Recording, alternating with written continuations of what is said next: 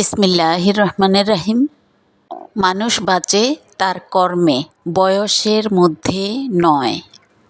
কেউ যদি তার দুনিয়ার জীবনটা সৎকর্ম, ন্যায় নিষ্ঠার সাথে জীবন জীবিকা এবং চালচলনগুলো আল্লাহ এবং আল্লাহর রাসূলের নির্দেশিত পথে চালায়, তাহলে সে অন্য 10 জনের চোখে ভালো মানুষ হিসেবে পৃথিবীতেও থাকে। মৃত্যুর পরেও তার ভালো কাজের জন্য, ভালো মন মানসিকতার জন্য সকলের মাঝে কর্মে বেঁচে থাকে। পক্ষান্তরে কেউ যদি এর বিপরীত হয়, তাহলে সে দুনিয়াতে যাই বেঁচে থাকুক, মৃত্যুর পরে তার কথা কেউ আর মনেও রাখে না, তার জীবন ক্ষণস্থায়ী হয়ে থাকে। সুপ্রিয় দর্শক শ্রোতা, আসসালামু আলাইকুম। সবাই কেমন আছেন? কাছে দূরে, দেশ ও দেশের বাহিরে যে যেখানে আছেন, কামনা করি সবাই খুব ভালো আছেন। আমিও আল্লাহ পাকের অশেষ রহমতে ভালো আছি।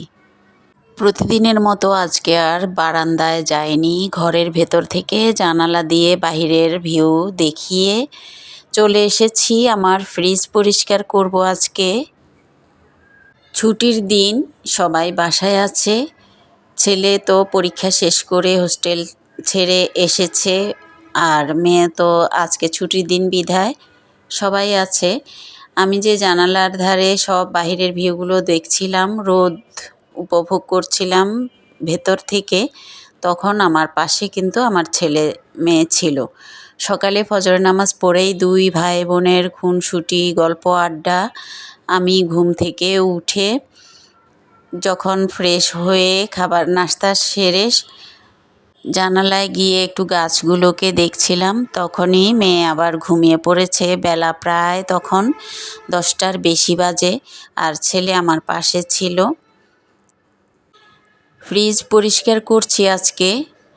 সব নামিয়ে ফ্রিজ থেকে যেগুলো বক্সে খাবার দাবার আছে, এখানে রান্না করা অল্প খাবার, সবই হচ্ছে টমেটো ফ্রোজেন করে, কাঁচামরিচ যে ফ্রোজেন করে রেখেছি, নানান জিনিসপাতি ফ্রোজেন জিনিসগুলো এই বক্সগুলোতে।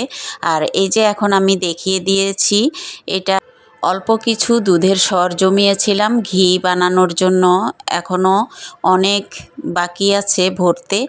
আর এই মাঝে কয়েকদিন যে দুধ খাওয়া হয়েছিল, আমি এখানে সর জমায় নিয়ে আর রাখিও নি, এটা নিচে পড়ে গিয়েছে, তাছাড়া অসুস্থতার কারণে। আর ফ্রিজটা কি পরিমাণে বরফ জমেছে, আর ফ্রিজের মধ্যে কি পরিমাণে বরফ জমেছিল প্রথমেই আমি দেখিয়ে দিয়েছিলাম। এখানে এগুলো এনে রেখে তারপরে কাঁচা যেসব গোশত মাছ আছে, ওগুলো আমি ডিশ একটাতে করে নিচে রেখেছি। আর এগুলো থেকে কিছু কিছু আজকে খাবার দাবারে দিয়ে দেওয়া হবে। রসুন পেস্ট, তারপরে আদা পেস্ট, ওই সব বক্সগুলো বেছে আমি নিচ্ছিলাম, সব আলাদা করে বেছে নিচ্ছিলাম।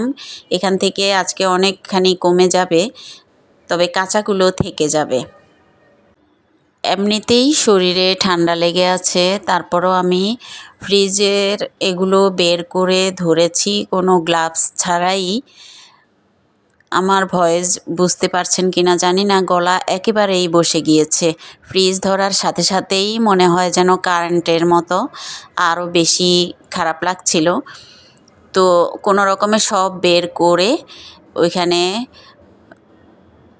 ফ্রিজের সব নিচের তাকে একটা কড়াই দিয়ে এসেছি। ওগুলো গলে গলে বরফগুলো ওটার মধ্যে জমা হবে, তাহলে পানি কম ঘাটাঘাটি পড়বে বরফ। আর এপাশে হচ্ছে কি, সিলিন্ডারে এই কলসি ফুটিয়ে নেওয়া হয়েছে, আর এখন আমি চা গরম করে নিয়েছি, একটু চা খাবো। ফ্রিজ ধরাতে আমার এখনই খারাপ, একটু গলা কেমন জানি লাগছিল। চা নিয়ে বসেছি, চা গরম করে নিয়েছি। আর আমার চা গরম করা হয়েছে সিলিন্ডারের চুলায়, আর পানিও ফুটানো হয়েছে সিলিন্ডারের চুলায়। আজকে 4 দিনের মতো হয়েছে, 4 দিন হয়েছে গ্যাস নেই। উপরে 2টো চুলোই একেবারে গ্যাস ছাড়া, আমি দেখিয়ে দিয়েছিলাম আগে, খেয়াল করেছেন কিনা জানি না। চা গরম করে আমি চায়ের পাতিলটা এই চুলার উপরে রেখে তারপরে চা নিয়ে এই যে বারান্দায় চলে এসেছি। ছেলে যে এসেছে, ছেলের কম্বলটা নামিয়ে বারান্দায় গরম দিয়েছি, এটা ধোয়া আছে। তো এখন একটু গরম করে তারপরে রাত্রে গায়ে দেওয়া হবে, তো সেজন্য। নাস্তার পরেই আমার হাজব্যান্ড দোকানে চলে গিয়েছিলেন। উনি দোকান থেকে এসেছেন, এখন আমি বলছি, উনিও এখন চা খাচ্ছেন। আমাকে চা খেতে দেখে জিজ্ঞেস করলো যে গরম আছে কি না, তো ওনাকেও দিতে বললো, আমি দিয়ে দিয়েছি। উনি চা খেতে খেতেই ফ্রিজটাকে বাকি অংশ আমাকে ঠিকঠাক করে দিচ্ছিলেন। বরফগুলো পুরো উনিই পরিষ্কার করে পরে আমি এটা বাকি কাজ আমি করেছিলাম। উনি আমাকে বরফের পানির অংশটুকু আমার যাতে ধরতে না হয় সেজন্য উনি ওইদিকে ওগুলো করছে, আর আমি এপাশে এসে ছেলের রুমটা একটু গুছিয়ে দিচ্ছি। ছেলে ওর শাওয়ার নিতে চলে গিয়েছে। ওর জিনিসপাতিগুলো সব কিছু অনেকগুলো ধোয়ার আছে, ওর হোস্টেল থেকে আসার সময় নিয়ে এসেছে। তো সোফাটা আমি একটু গুছিয়ে দিচ্ছি। এই যে সোফা গুছাতে এসে ওর মাথার কাছে, বালিশের কাছে এগুলো রেখে গিয়েছে নামাজে যাওয়ার সময় যা যা ব্যবহার করা লাগবে সেগুলোই আর কি। তো আমি উপরে উঠিয়ে রাখছি ওর টুপি, তাজবি আর টাকার ব্যাগ। ওগুলো উপরে রাখার পরে টুপি সরাতেই দেখলাম এই যে কিছু টাকা, ওর খুঁটিনাটি ওর দরকারি জিনিসপাতিগুলো ওইভাবে রেখে গিয়েছে। তো আমি ওগুলো খাটের যে বক্সটা আছে না, ওটার ভিতরে রেখে দিচ্ছি, খাটটা ঝেড়ে দিব। পরে দেখি যে আর বেশি কিছু কাজ এখানে করা লাগেনি, যেহেতু ও রাত্রে ছিল। তো গতদিন তো এসেছে, আমি বলেছি গত ব্লগে, আপনারা জানেন। তো ও নিজেই ঝেড়ে মুছে খাটের অংশ, জানালা, গ্রিল সবই ও মুছে রাত্রেবেলা এগুলো ঠিকঠাক করে ও ছিল। তো এখন আমি সোফার অংশটা আর কি সব এলোমেলো যেভাবে এসে রেখেছে সবই এখনও রয়ে গিয়েছে। এই যে এখানে ওর কিছু ইসুপগুলের ভুসি আছে, এগুলো ও সোফার উপরে রেখে দিয়েছে। তো আমি জিজ্ঞেস করলাম এগুলো নিয়ে খাওয়া হবে কি না এখন, আর বলল যে খাবে, মাঝে মধ্যে খাওয়া পড়তে পারে। তো এখন আমি এগুলো নিয়ে যে জায়গায় আর কি আমি সব খাবার দাবারগুলো রাখি ওই তাকটায় নিয়ে রেখে দিচ্ছি। এই যে দুই পাশের সোফাই ওর কাপড় চোপড়, বই, ব্যাগ সব দিয়ে একেবারে পরিপূর্ণ। কালকে তো আর এগুলো কিছু ধরা হয়নি, শুধু বিছানাটাই ও গুছগাছ করে ও রাত্রে ছিল। এখন আমি এগুলো সকাল থেকে ও যা করেছে গুছগাছ, বাকিগুলো আমি এখন দেখছি এগুলোতে কী আছে। আমি তো আর জানি না এই ব্যাগে কী কী আছে। একটা ব্যাগে দেখলাম বই অনেকগুলো, এগুলো ওর লাগতে পারে নাকি মেয়ে বলেছে আনতে, ওরও পড়া লাগবে, বেশ অনেক দিন বাসায় থাকবে তো। আর এখানে জায়নামাজটা ধোয়া লাগবে, আমি জিজ্ঞেস করছিলাম এটা ধোয়া লাগবে কি না, ও বললো ধোয়া লাগবে। তো সেজন্য এটা নিয়ে এসেছি। এনে এই যে আরও কিছু কাপড় চোপড় এখানে ধোয়ার জমা হয়েছে, এগুলো উপরে রেখেছি, কারণ কি নিচে বালু লেগে এগুলো কখন ধুইতে হয়তো দেরিও হইতে পারে। তো সেজন্য ওগুলোর সাথেই উপরে ওয়ার্ড্রপের উপরের এক কর্নারে রেখে দিয়েছি। তো বাকি ওর জায়নামাজের ব্যাগটাও এনে ওগুলোর সাথে রাখলাম।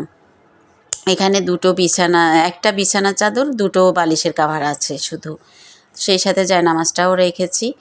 আর এই যে সাইড বালিশটা আমি দোলনায় যেদিন থেকে দোলনা লাগিয়েছি ওইখানেই রাখি, তো ওইটা এনে রাখলাম। তারপরে ওর বইগুলো ওর রুমে টেবিলের উপরে নিয়ে রাখলাম, সোফার উপরে রেখে দিয়েছে আরও অনেকখানি জিনিস। তো সোফা সব খালি করতে করতে জায়গার জিনিস জায়গায় এনে রেখে জায়গা মতো সব গুছিয়ে দিচ্ছি আর কি। আমার মেয়েটারও একটু একটু ঠান্ডা লেগে গেছে, ও এখন ঘুমাচ্ছে। তাছাড়া ফজরের পরে ওরা নামাজ পড়ে আর শোয়নি, দুইজনই, দুই ভাই বোনেই, আর কেউ ঘুমায়নি। তো এখন একটু ঘুমাচ্ছে, সেজন্য আর জাগায়নি। তো আজান দিয়ে দিয়েছে, জুমার আজান। ছেলে রেডি হয়ে যাবে মসজিদে, আমার হাজব্যান্ডও চলে যাবে, ওরা বাপ বেটা। তো আর মেয়েকে পরে জাগিয়ে দিব।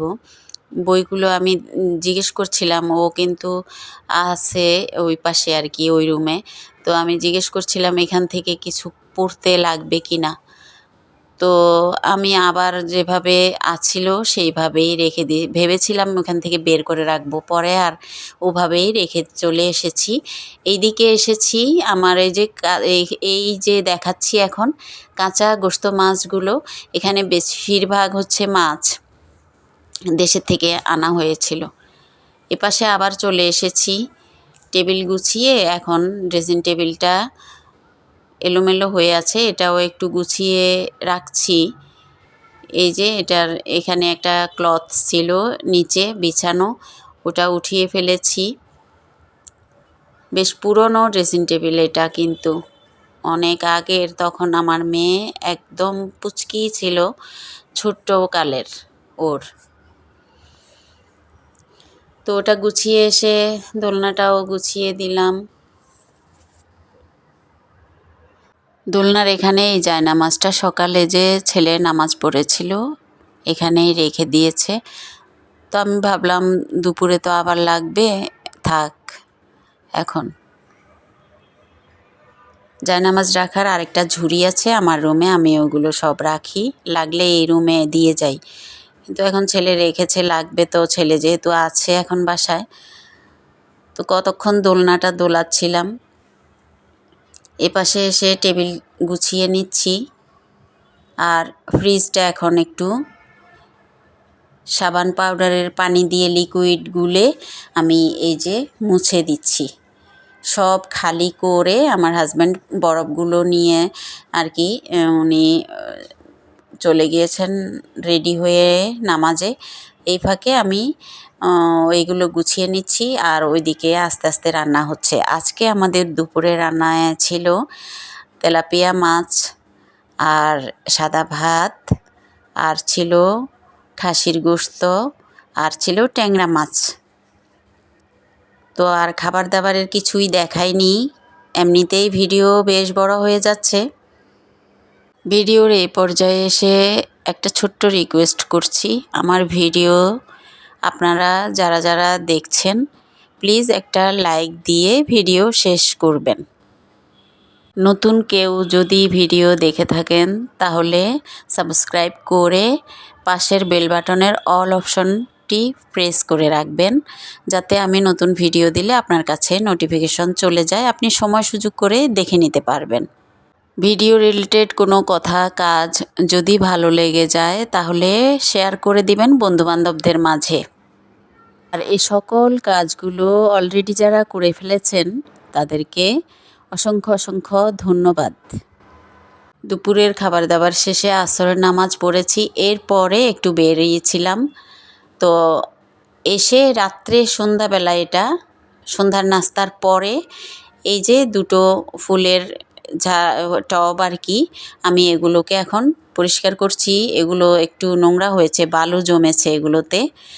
তো একটু লিকুইড দিয়ে এগুলো পরিষ্কার করছি, আর রাতের জন্য রান্নার আয়োজন করছি। ফ্রিজ যে পরিষ্কার করেছিলাম, খাসির গোশত নামিয়েছি ওইখান থেকে, এখন ভাজি করব রাত্রের জন্য। আর মাছ রান্না করা আছে তেলাপিয়ার যেটা, ওটা। ট্যাংরাটা শেষ হয়ে গিয়েছে, এগুলো দিয়েই রাত্রের খাবার দাবার শেষ করা হবে।